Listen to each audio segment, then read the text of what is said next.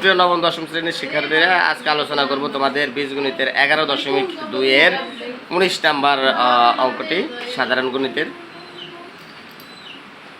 দেওয়া আছে যেমন একটি মাঠের জমিতে সেচের সুযোগ আসার আগের ও পরের ফলনের অনুপাত 4:7।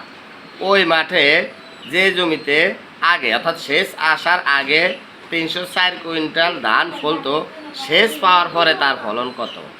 আচ্ছা, আবার পড়ি আমি। একটি মাঠের জমিতে সেচের সুযোগ আসার আগের ও পরের ফলনের অনুপাত 4:7।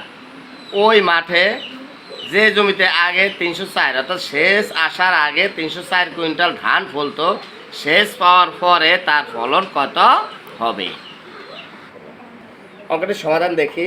আমরা ধরি সেচ পাওয়ার পর উৎপন্ন ধান x কুইন্টাল। সেচের আগেরটা দেওয়া আছে 304 কুইন্টাল, আমরা সেচ পাওয়ার পর উৎপন্ন ধান ধরছি x কুইন্টাল। তো আমরা সেচের আগে এবং পরের অনুপাতটা ধরি। সেচের আগের এবং পরের অনুপাত হচ্ছে 4:7, বইতে আমরা দেখেছিলাম। আর সেচের আগে এবং পরের অনুপাত হলো 4:7 সমান 304 ধান উৎপন্ন হয়েছিল সেচের আগে 304, সেচের পরে x কুইন্টাল।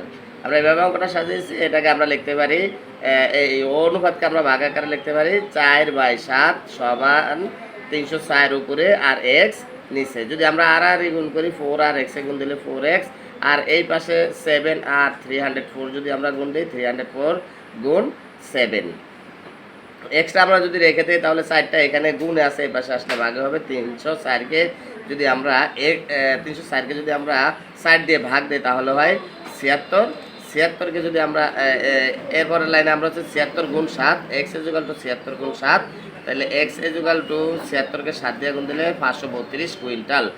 আমরা অঙ্কতে ধরে নিয়েছি সেচ পাওয়ার পর উৎপন্ন ধান। আমাদের অঙ্কতে ছিল যে সেচের পরে কতটুকু ধান উৎপন্ন হয়, তার আমরা ধরেছি সেচের পরে ধান উৎপন্ন হয় x কুইন্টাল। আর x এর মান যদি 532 কুইন্টাল হয়, তাহলে সেচ পাওয়ার পরে ধান উৎপন্ন হয়েছিল 532 কুইন্টাল।